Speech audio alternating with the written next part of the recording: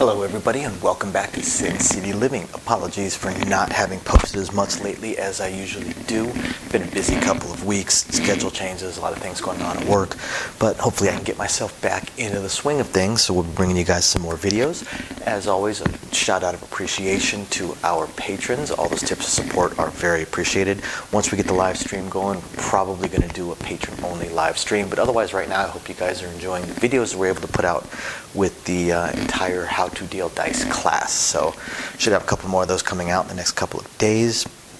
And for everybody else, please keep an eye. We're still struggling getting the live stream going. I think I've got the equipment. I'm just having some issues, compatibility issues, but I'm going to get them figured out. We're going to get the live streams going, starting out with the craps tournament. Right now I only have about 7 or 8 players, but I'm hoping that a few more of you guys will email us with some interest in it. We are going to have to back the time up from Thursdays at 6 to probably 4:30. My schedule did change. I no longer have Thursdays off. Yeah, that being said, if you're curious about the Patreon live streams and stuff like that, just check the description of the video down below. And otherwise, we're going to go ahead and jump right into today's video. So for today's video, I'm going to talk about one of the more, can't say interesting, but one of the odder strategies that we see from time to time. In no way, shape, or form am I encouraging anybody to play this strategy. This generally, to most dealers, ends up being considered one of the dumbest strategies they've ever seen. There are some valid points to it, but here's how it works. Now, there's 2 different ways this can work. Way number 1 is, we'll do it as $10 table. Way number 1 is to do a don't and a pass line. And then $1.12 in order to cover the only potential way for this to lose. The thing about this bet is there's no way to win and one way to lose. The $1.12 theoretically covers that one way to lose. And the thing about this is that you are losing $1 every single time. You're going to lose about $6 really, because it's 1 in 36 chance of hitting. So you'll hit it every so often, you'll lose it a whole bunch more times, and you end up losing money. So that's how the casino is going to end up making their money. Now, when I see this strategy, there's a couple thought processes that go into it from the player's side of things. The first one is, and I am not joking when I say this, I have actually seen this. I've seen a player do $10 in odds, I know that's off the camera, but does $10 in odds and does a $12 lay. This is abysmally stupid. There is literally no possible way to win. Alternatively, there's no possible way to lose, but it makes no sense. Why are you even playing the game? If a 7 rolls, that's going to win $20. It's going to lose $20 in the flat bet and the odds on the pass line, but the don't pass will win $20. Okay, fantastic. If a winner 8 rolls, it will lose $22 on the pass line, or don't pass, but it will win 10 on the pass line and 12 on the odds, so it'll win $22. So again, it's just a push. It's a wash. There's absolutely no reason to play this. The only time I've seen somebody play this that thought that they were beating the system is they thought they were playing for comps. In reality, they were not, because they were getting rated with a $0 average bet. Well, we put them in for a $1 average bet, the 12 that they were betting over there. Okay. Betting both is just beyond stupid. If you want one aspect of this that I do see, I'm going to move this over here so odds can be shown, so you can see the odds on the camera. One aspect of this that does kind of make sense, except for the execution is always kind of dumb, is people do the do-we don't because they want to decide based on what the number is, whether they want to take odds or whether they want to take a lay. I can see that. I mean, if the point ends up being a 10, maybe they would prefer to do, say, a $60 lay instead of doing any odds, because they figure they're more likely to roll a 7 than to roll a 10. Okay, I can kind of see that. Of course, then every so often when there's a winner, it's going to be pretty crushing and hard to get past. And on the flip side, if the point is a 6 or 8, maybe they say, that's not that super hard to hit, so we're going to go ahead and do odds on that one. Now, this is where it gets kind of dumb. When players that do this take odds, very rarely do I ever see them take up their don't pass. Like they've picked up a side, they've decided on a side they want to play, but they've decided they don't want to win as much money as they could, so instead they leave their don't pass out there. It just doesn't. It honestly doesn't make sense. Let's say you wanted to do 20 in odds. Well, why not pick up your don't pass and do 10 in odds? It works out almost the same. It's just baffling. It's just absolutely baffling to see something like that. The don't pass can be picked up, and it makes no sense not to pick it up. Now, by the same token, I will occasionally see people that do this: a don't with a come, a DC, a don't come, and a come. Same thing. Whatever rolls, they travel behind it and into it, and now they get to decide. 5 and 9. Now, people that will take odds here and lay here, with the 5 and 9, they kind of have to think about it. They have to decide exactly what they want to do, and it's just going to be, whatever they choose. But this is a nonsensical strategy. It is. It's ridiculous. So this is hands down one of the worst ways to play. Now, there's another option that we do see, and it becomes independent of the pass and don't pass, right? And that is dealing with the DC. And once it travels behind, then placing the point for an equivalent amount. Okay, I kind of see where they're coming from in that this is a can't lose at this point. But it only wins $4. It either pushes or it wins $4.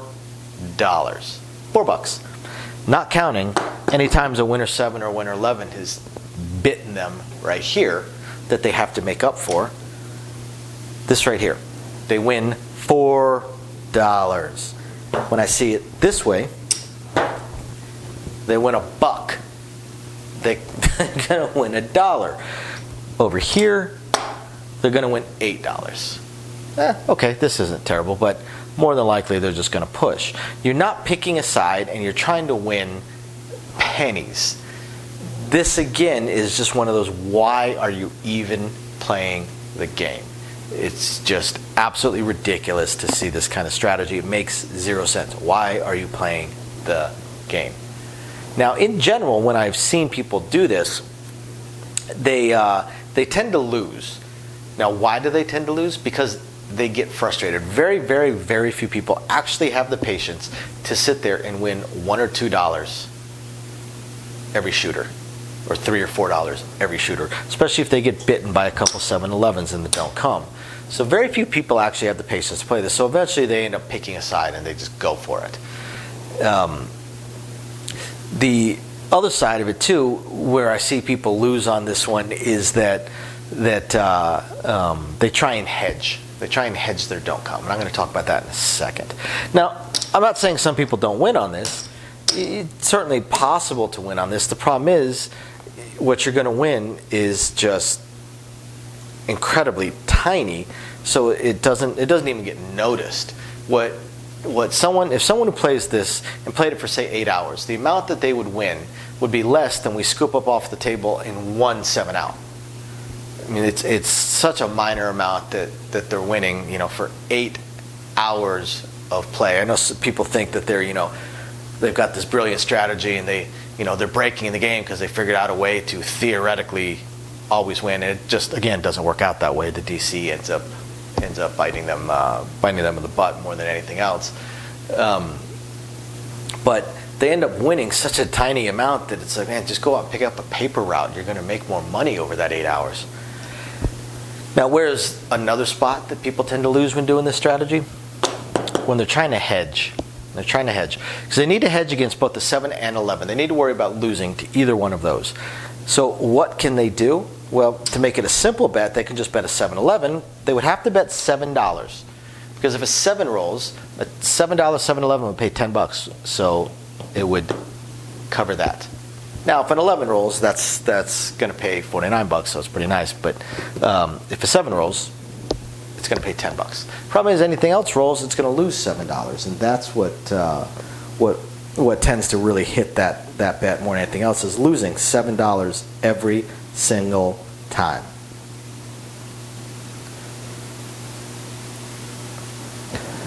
Now, you could also split it up slightly. Now, if you split it up slightly, at the minimum you have to do a $3 7. Because $2 will only pay $8, so it wouldn't cover that. You have to do a $3 7, which will pay you 13. It'd be a three-way red, three-way 7, if you phrase it that way. Otherwise, they may just pay you 12 and set it up as a $3 7, because that's what you said. And then $1.11. And that would theoretically cover you, so you would only lose $4 instead of $7 every single time that it wasn't a 7-Eleven. But that's where you end up losing. I mean, think about it. You lose $4 over there to make $4 over here. Once again, what's the point? You know, or lose $4 over there to make $1 over here. Just doesn't make sense. So that is why dealers will internally roll their eyes every time they see a do-we don't player, because it just flat, again, doesn't make sense. And we never see someone win. We see people come up and buy in for, say, $1,000 and color up $10,000. We see that all the time. All the time. I can promise you no dealer has ever seen someone that plays the do-we don't buy in for $1,000 and color up more than $1,200. I'd be shocked if it was more than $1,050. So there you guys go. Hope you guys find this interesting, illuminating, enlightening. I can't say just plain fun. Thank you guys very much for watching. We will catch you next time. Bye now. Okay guys, so as I promised at the end of the videos, I'm going to talk a little bit more about the live stream and how it's going to work. So the first thing is, if you're interested in being one of the players for our craps tournaments, which is we're going to have every single week, please email us at sincityliving.lv@gmail.com.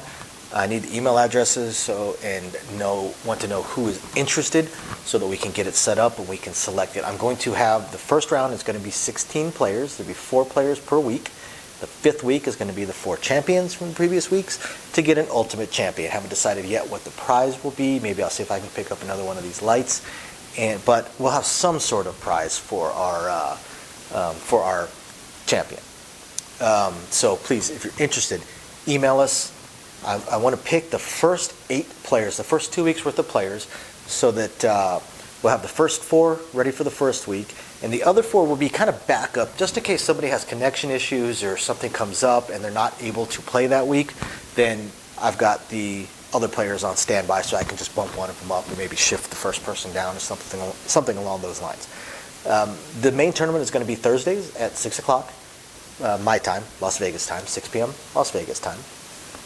And it's the way it's going to work is it's going to be a time thing. I'm going to do the live stream for an hour. I'm going to do the game for an hour, rather. And it might work out to about 30 rolls, might work out to about 40 rolls. I'm not too sure. We'll see how it goes. But it's going to be time. It's going to be an hour.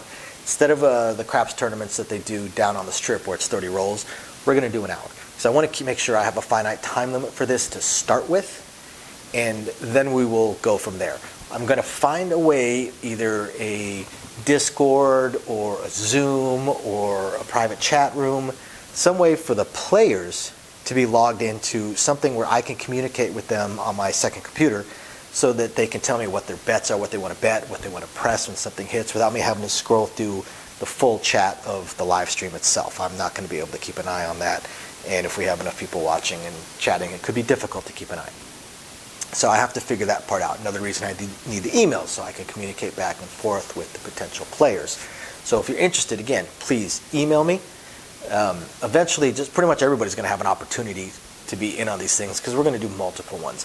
I'm also looking at probably doing a second craps tournament, maybe late Wednesday nights, possibly, I'm not sure, where I'm going to do it a little bit different. The second one is going to be, instead of 1 hour and then whoever's got the most chips is the winner, because those craps tournaments tend to have really weird strategies. They're not normal strategies that you'd see in normal play, because you're competing against other players and you just want to make sure you have more chips than them by the end.